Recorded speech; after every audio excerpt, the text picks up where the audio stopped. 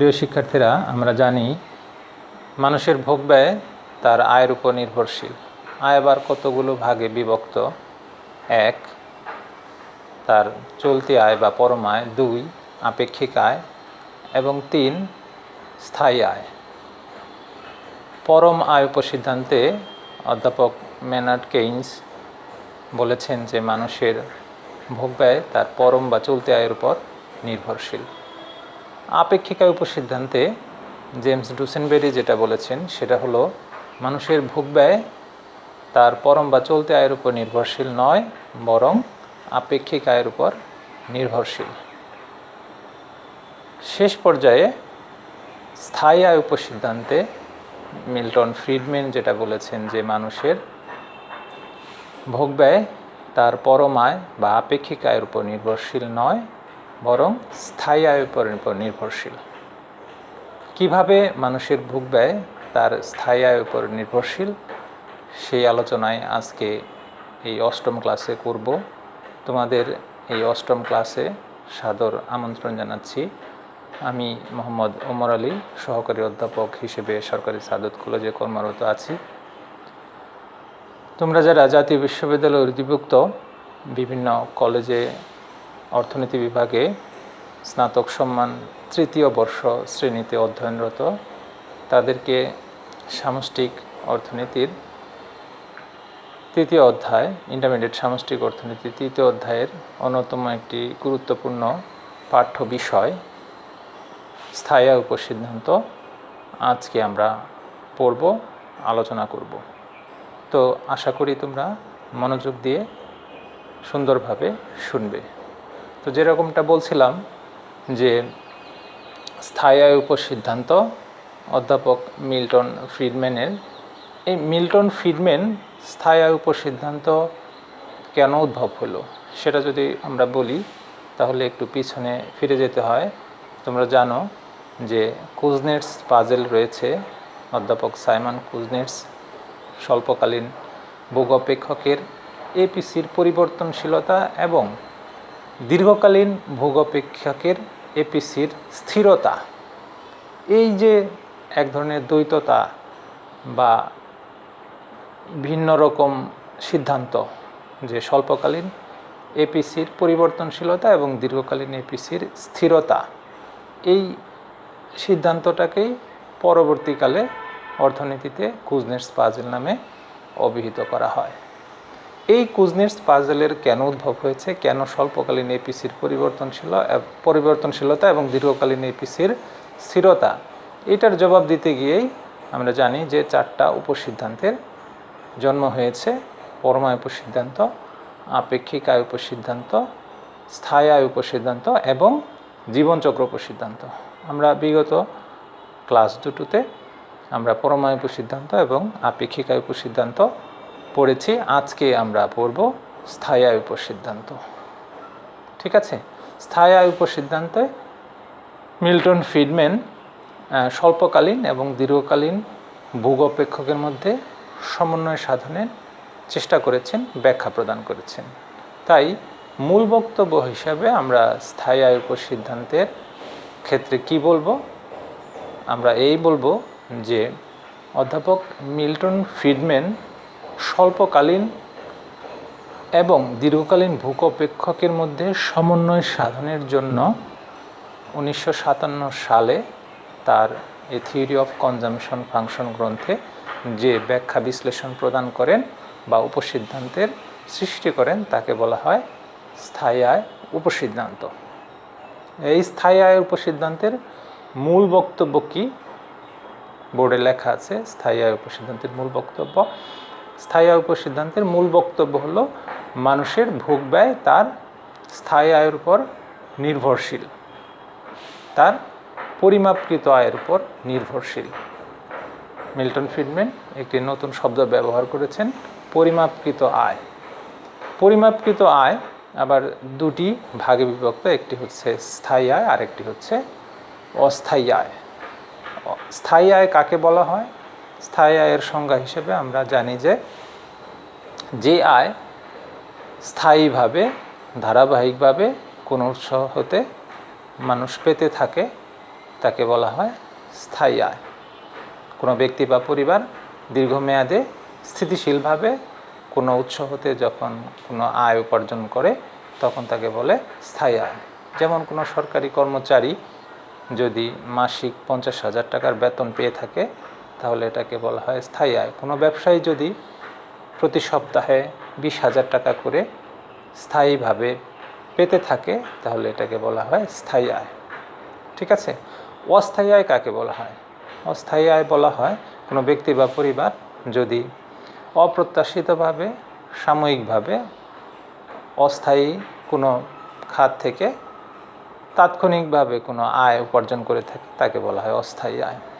এর উদাহরণ হিসেবে বলা যায় যে যদি লটারিতে কোনো টাকা প্রাপ্ত হয়, প্রাইজ বন্ডের কোনো অর্থ, কোনো পুরস্কার সে পায়, অথবা অপ্রত্যাশিতভাবে কোনো খাত থেকে কোনো টাকা যদি সে পেয়ে থাকে তাহলে একে বলা হয় অস্থায়ী আয়।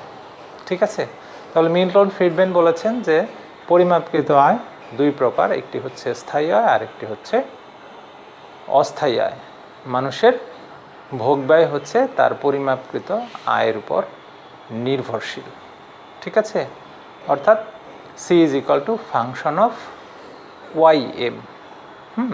বোর্ডে আমরা দেখব, তার আগে আলোচনা করে নেই। C is equal to function of Y M, অর্থাৎ মানুষের ভোগ ব্যয় তার পরিমাপকৃত আয়ের উপর নির্ভরশীল। পরিমাপকৃত আয় আবার স্থায়ী আয় এবং অস্থায়ী আয় দুই ভাগে বিভক্ত।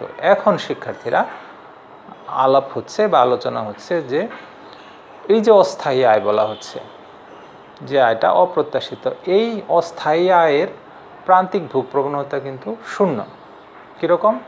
মানুষের যদি অস্থায়ীভাবে আয় বাড়ে তাহলে তার ব্যাখ্যা অনুযায়ী তিনি বলছেন যে এই অস্থায়ী আয়ের পুরোটাই সঞ্চয়ে চলে যাবে, কোনো ভোগে যাবে না।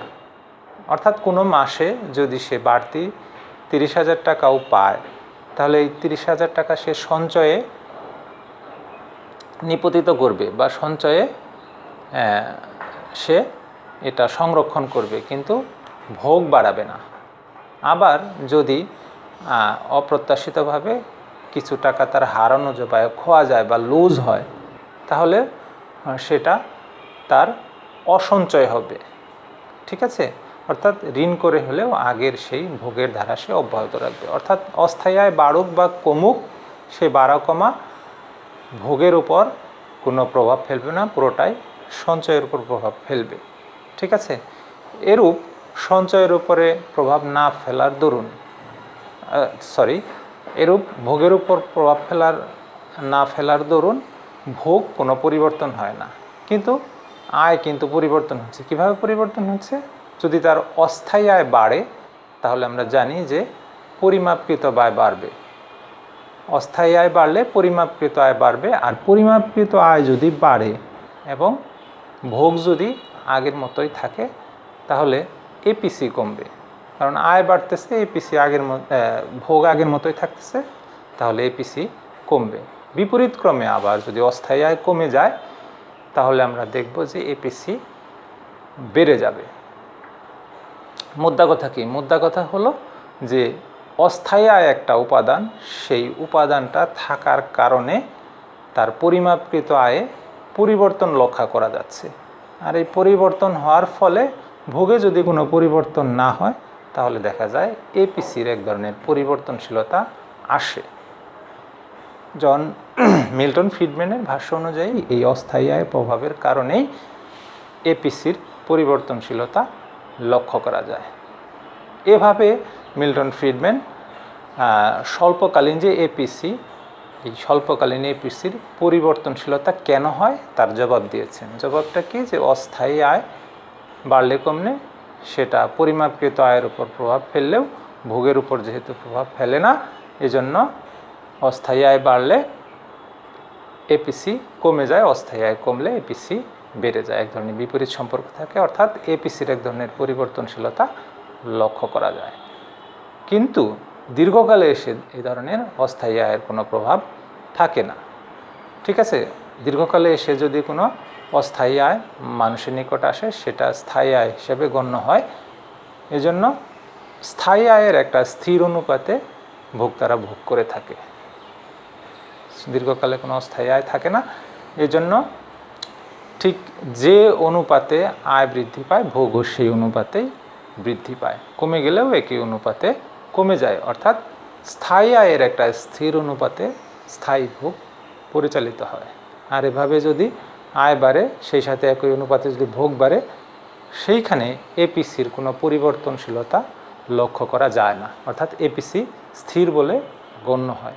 এভাবে মিল্টন ফ্রিডম্যান দীর্ঘকালীন এপিসির স্থিরতার ব্যাখ্যা দিয়েছেন। ঠিক আছে শিক্ষার্থীরা, তোমরা ক্লিয়ার হলে এখন আমরা একটু বোর্ডে যাব। বোর্ডে গিয়ে আমরা দেখি যে পরিমাপকৃত আয় হচ্ছে Y M is equal to Y P plus Y T. Y M হচ্ছে মেজার্ড ইনকাম বা পরিমাপকৃত আয়, ওয়াইপি হচ্ছে পার্মানেন্ট ইনকাম, আর ওয়াইটি হচ্ছে ট্রানজিটরি ইনকাম। এই স্থায়ী আয় এবং অস্থায়ী আয়, এই দুই আয় মিলে হচ্ছে পরিমাপকৃত আয়। এখন যদি স্বল্পকালীন ভোগ অপেক্ষক ব্যাখ্যা করা হয়, তাহলে আমরা দেখব যে স্বল্পকালীন ভোগটা হচ্ছে পরিমাপকৃত আয়ের উপর নির্ভরশীল, যে অপেক্ষকটা হচ্ছে এ প্লাস বিওয়াইএম। এ জানি আমরা স্বল্পকালীন ভোগ, বি জানি হচ্ছে প্রান্তিক ভোগ প্রবণতা, ওয়াইএম হচ্ছে মেজার্ড ইনকাম। এসব পরিচয় আমরা জানি। এই অপেক্ষকটা স্বল্পকালীন ভোগ অপেক্ষক। এই অপেক্ষকের আমরা এপিসি যদি বার করি, তাহলে আমাদের ভোগকে মেজার্ড ইনকাম বা পরিমাপকৃত আয় দিয়ে ভাগ করতে হবে। ভাগ করলে এরকম একটি ফলাফল আমরা পাব। এই ফলাফলটাকে যদি আমরা কি বলে অস্থায়ী আয়ের ভিত্তিতে যদি অন্তর্কলন করি, তাহলে আমাদের মান আসবে নেগেটিভ, লেস দ্যান জিরো।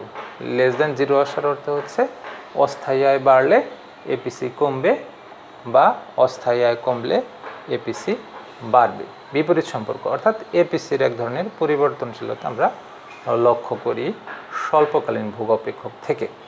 এবার আমরা দীর্ঘকালীন ভোগ অপেক্ষকে যদি আসি, তাহলে সেখানে আমরা দেখব যে ভোগ নির্ভর করে মেজার্ড ইনকাম বা পরিমাপকৃত আয়ের উপরে। সেখানে সমীকরণটা কিন্তু হচ্ছে কেওয়াইপি। ভোগটা নির্ভর করতেছে স্থায়ী আয়ের উপরে এবং স্থায়ী আয়ের একটা নির্দিষ্ট অনুপাত বা নির্দিষ্ট হার। কেটা হচ্ছে নির্দিষ্ট হার। এই নির্দিষ্ট হারেই ভোক্তা তার স্থায়ী আয়ের একটা নির্দিষ্ট অংশ ভোগ করতেছে। অর্থাৎ ভোগ ব্যয় তার পরিমাপকৃত আয়ের উপর নির্ভরশীল এবং সেটা হচ্ছে কে ওয়াইপি। এখন যদি এই কে ওয়াইপির এখান থেকে যদি এপিসি বার করি, সি ভাগ ওয়াইপি, সেখান থেকে এই ওয়াইপি যদি চলে যায়, তাহলে মান থাকে হচ্ছে কে, স্থির অনুপাতটা। এটা স্থির হওয়ার জন্য এটাকে যদি আমরা এই আয়ের সাপেক্ষে অন্তর্কলন করি, তাহলে মান আসবে জিরো। সেটা আমরা জানি। জিরো আসার অর্থ হলো যে আয়ের পরিবর্তনের ফলে ভোগের কোনো পরিবর্তন হয় না। অর্থাৎ এপিসির এক ধরনের পরিবর্তনহীনতা বা স্থিরতা আমরা লক্ষ্য করতেছি কোথায়? দীর্ঘকালীন ভোগ অপেক্ষকে। ঠিক আছে শিক্ষার্থীরা, আমরা স্বল্পকালীন ভোগ অপেক্ষক পরিবর্তনশীলতা এবং দীর্ঘকালীন ভোগ অপেক্ষকের স্থিরতা আমরা দেখলাম। এবার আমরা চিত্রের সাহায্যে বিষয়টা বোঝার চেষ্টা করব। ভূমি অক্ষে আয় নেওয়া হয়েছে, লম্ব অক্ষে ভোগ। মাঝ বরাবর 45 ডিগ্রি রেখা আছে, যে রেখাটা C is equal to K YP, ভোগ রেখা, দীর্ঘকালীন ভোগ রেখা। এই দীর্ঘকালীন ভোগ রেখার দেখা যাচ্ছে যে ভোক্তা আয়ের তার চলতি আয়ে তার স্থায়ী আয়ে নির্দিষ্ট অনুপাতে স্থায়ী ভোগ পরিচালনা করছে। ঠিক আছে। আর এই রেখাটি হচ্ছে স্বল্পকালীন ভোগ রেখা, c is equal to a plus b Y M. ঠিক আছে, এ প্লাস বি ওয়াইএম। এখন আমরা যে কাজটা করব চিত্রে, সেটা হলো স্বল্পকালীন ভোগরেখার বিভিন্ন বিন্দু নিয়ে সেই বিভিন্ন বিন্দুর এপিসিগুলো নির্ণয় করব এবং এই এপিসিগুলো নির্ণয়পূর্বক আমরা দেখব যে এপিসির কোনো পরিবর্তনশীলতা আসে কিনা। আবার দীর্ঘকালীন ভোগ অপেক্ষকের বিভিন্ন বিন্দু নিয়েও সেখান থেকে এপিসি নির্ণয় করে দেখব যে দীর্ঘকালে এপিসির কোনো স্থিরতা আসে কিনা। যদি আসে, তাহলে আমরা বুঝব যে আমাদের থিওরি চিত্রগতভাবে সঠিক। তো শিক্ষার্থীরা, প্রথমে আমরা স্বল্পকালীন ভোগ অপেক্ষকে যাই। এর 3টে বিন্দু এ সি ডি, এ বিন্দু অনুযায়ী যদি আমরা এপিসি নির্ণয় করতে যাই, আমরা এপিসি সূত্র অনুযায়ী জানি মোট ভোগ ব্যয় ভাগ মোট আয়। এই এ বিন্দু অনুযায়ী মোট ভোগ ব্যয় হচ্ছে AY0 আর মোট আয় হচ্ছে OY0। তাহলে AY0 ভাগ OY0 এটা হচ্ছে এ বিন্দুতে এপিসি। এভাবে সি বিন্দুতে যদি আমি স্বল্পকালীন ভোগরেখার সি বিন্দুতে যদি আমরা এপিসি করি, তাহলে আমাদের আসবে CY2 ভাগ OY2। এখানে আমরা দেখতে পাচ্ছি যে এই CY2 by OY2 is less than AY0 ভাগ OY0, অর্থাৎ এই বিন্দুর তুলনায় এই বিন্দুতে এপিসির মানটা কম। ঠিক আছে, কি লক্ষ্য করলাম? আমরা লক্ষ্য করলাম যে অস্থায়ী আয় যখন ধনাত্মক বা পজিটিভ তখন এপিসি কমে যাচ্ছে। ঠিক আছে, আবার এ বিন্দু হতে যখন ডি বিন্দুতে আসি তখন আমাদের অস্থায়ী আয় কমে যায়। ঠিক আছে, অস্থায়ী আয় কমে যায়। এই ডি বিন্দুতে আমাদের এপিসি হলো DY1 ভাগ OY1 এবং এই DY1 ভাগ OY1 is greater than AY0 ভাগ OY0। ঠিক আছে, অর্থাৎ এই কি বলে সি বিন্দুতে আমরা ডি বিন্দুতে আমরা দেখতে পাচ্ছি যে এ বিন্দুর তুলনায় এপিসি কমে যাচ্ছে। ঠিক আছে, এপিসি কমতেছে কেননা তার ভোক্তার অস্থায়ী আয়, এপিসি বেড়ে যাচ্ছে কারণ তার অস্থায়ী আয় কমে যাচ্ছে। এপিসির সাথে অস্থায়ী আয়ের একটা বিপরীত সম্পর্ক দেখতে পাচ্ছি। তাহলে শিক্ষার্থীরা দেখা যাচ্ছে যে যখনই আমরা স্বল্পকালীন ভোগরেখা এ বিন্দু হতে সি বিন্দুতে যাই, অর্থাৎ অস্থায়ী আয় বেড়ে যায় বা ধনাত্মক হয়, তখন এপিসি কমে যায়। আবার এ বিন্দুতে তখন ডি বিন্দুতে যায় তখন অস্থায়ী আয় কমে গেলে এপিসি বেড়ে যায়। অর্থাৎ অস্থায়ী আয়ের সাথে এপিসির এক ধরনের বিপরীতমুখী সম্পর্ক আমরা দেখতে পাই, অর্থাৎ পরিবর্তনশীলতার সম্পর্ক দেখতে পাই। এবার আমরা দীর্ঘকালীন ভোগ অপেক্ষকের বিভিন্ন বিন্দু বিবেচনা করব। দীর্ঘকালীন ভোগ অপেক্ষকের তিনটি বিন্দু এ বি ই, এই তিনটি বিন্দু যদি আমরা বিবেচনা করি তাহলে আমরা এ বিন্দুতে দেখব যে এপিসি হলো AY0 ভাগ OY0।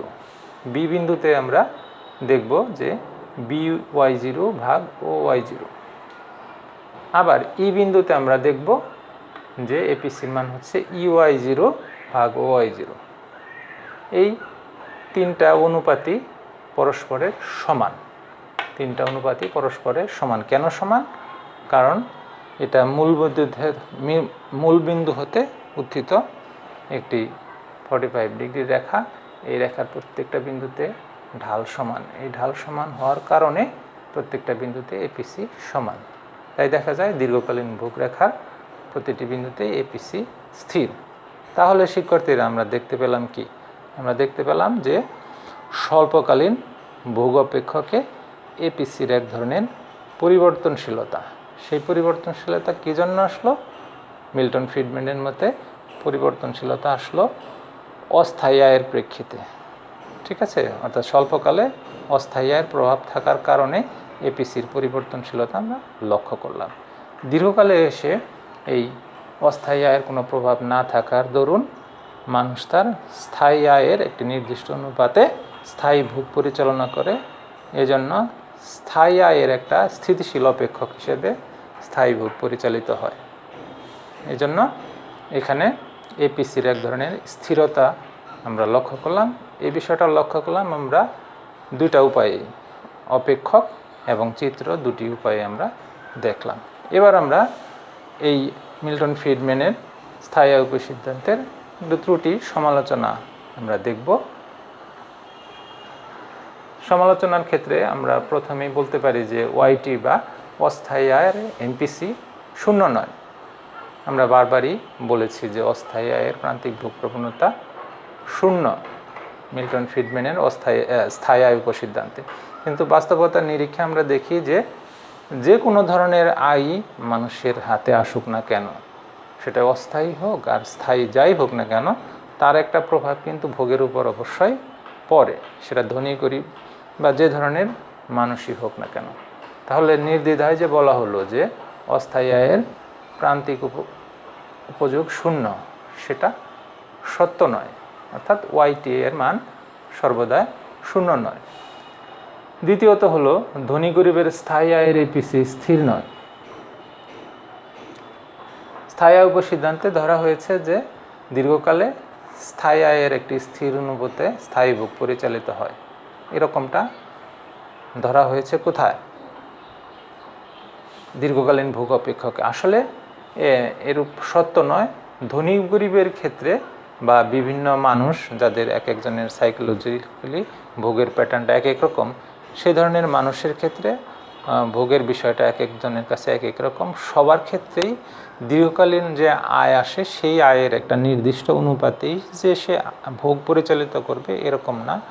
আমরা গরিবদের ক্ষেত্রে আমাদের দেশের পরিপ্রেক্ষিতে যেটা দেখতে পাই যে গরিব মানুষরা, অসহায় মানুষরা একটু যথেষ্টই অস্থিতিশীল।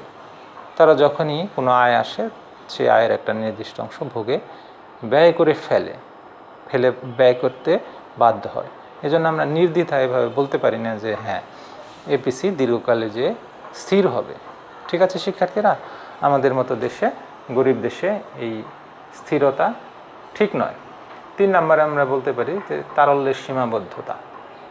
তারল্যের এক ধরনের সীমাবদ্ধতা থাকে, হ্যাঁ, ব্যাংক তারল্যের এক ধরনের সীমাবদ্ধতা থাকে। সেই সীমাবদ্ধের প্রেক্ষিতে স্থায়ী আয়ের একটি নির্দিষ্ট অনুপাতে যে স্থায়ী ভোগ পরিচালিত হয়, এরকমটা সবসময় সব ক্ষেত্রেই যে হবে এরকম কোনো কথা নেই।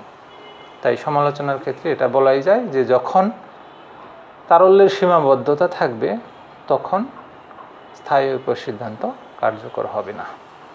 চতুর্থত হচ্ছে চলতি আয় আকস্মিক হ্রাস। চলতি আয় হঠাৎ করে আকস্মিক হ্রাস পেতে পারে। ঠিক আছে, আমি একটা ব্যবসা পরিচালনা করছি, সেই ব্যবসাটা হঠাৎ করেই ফল হলো, ডাউন হলো। হ্যাঁ, কী জন্য? কারণ দেশে এমন একটা তাৎক্ষণিক মন্দা চলে আসলো, ব্যবসায়িক ফল হলো। এখন করোনাকালীন সময় এরকম তো অনেক ব্যবসা প্রতিষ্ঠানে এ ধরনের আকস্মিক আয় হ্রাসের সম্মুখীন হচ্ছে। এরকম আয় হ্রাস হলে দেখা যায় যে তার যে এক ধরনের অসঞ্চয় করে বা ঋণ করে যে আগের ভোগের লেভেলটা সে ঠিক রাখবে, সেটাও সে অনেক সময় রাখতে পারবে না। কারণ যেখানেই সে যাবে ঋণটা সে নাও পেতে পারে। এই জন্য বলা হয় যে কখনো যদি হঠাৎ আকস্মিকভাবে আয় হ্রাস পায় তাহলে সে ভোগের লেভেলটা সব ক্ষেত্রে যে সমান রাখতে পারবে তাও না। আর যেটা যদি সমান রাখতে না পারে তাহলে মিল্টন ফ্রিডম্যানের এই স্থায়ী আয় উপসিদ্ধান্তের মূল বক্তব্য থেকে কিন্তু আমাদের সরে যেতে হয়। ঠিক আছে শিক্ষার্থীরা, অর্থাৎ চলতি আয়ের আকস্মিক হ্রাসের ফলও অনেক সময় এই স্থায়ী আয় উপসিদ্ধান্তের মূল উদ্দেশ্য ব্যাহত করে ফেলে। 5 নম্বরে আমরা কি বলতে পারি? আধুনিক কল্যাণ রাষ্ট্রে উপযোগহীনতা। অর্থাৎ আধুনিক কল্যাণ রাষ্ট্রে এই স্থায়ী আয় উপসিদ্ধান্তের উপযোগিতা খুব একটা নেই। তার কারণ কল্যাণ রাষ্ট্রে যে সমস্ত রাষ্ট্রে নাগরিকদের অধিকার সুনিশ্চিত হয় বা হচ্ছে, সেই সমস্ত রাষ্ট্রে মানুষের আয়টা যেরকম স্থিতিশীল সেরকম ভোগটাও তার স্থিতিশীল। এরকম মানুষকে প্ল্যান অনুযায়ী তার স্থায়ী আয়ের একটি স্থির অনুপাতে ভোগ ব্যয় এরকমভাবে পরিচালনা করে না।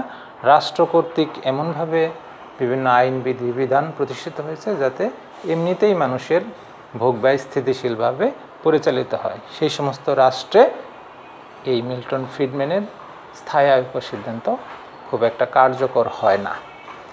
সর্বশেষ সমালোচনা বা ত্রুটি হচ্ছে মিল্টন ফ্রিডম্যানের এই স্থায়ী আয় উপসিদ্ধান্তে রুচি অভ্যাস, সুদের হার, মানবীয় অমানবীয় সম্পদের অনুপাত স্থির ধরা হয়েছে।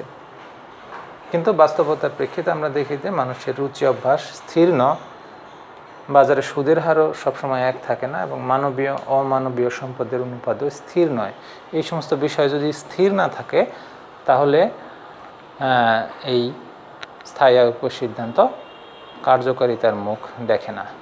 তো শিক্ষার্থীরা, আজকে আমরা এই সমালোচনামূলক মূল্যায়ন শেষে আমরা কি বলতে পারি? আমরা সমালোচনামূলক মূল্যায়ন শেষে আমরা এই বলতে পারি যে কুজনেটসের পাজলে স্বল্পকালীন এপিসির পরিবর্তনশীলতা এবং দীর্ঘকালীন এপিসির যে স্থিরতা, সেই স্থিরতার জবাব দিতে গিয়ে মিল্টন ফ্রিডম্যানের স্থায়ী আয় উপর সিদ্ধান্তের যে ব্যাখ্যা, সেই ব্যাখ্যা আধুনিক অর্থনীতিতে যথেষ্ট গুরুত্বপূর্ণ ভূমিকা রাখে। তো এই ছিল আজকের মতো আলোচনা। তোমরা ভালো থাকো, সুস্থ থাকো, নিরাপদে থাকো। খোদা হাফেজ।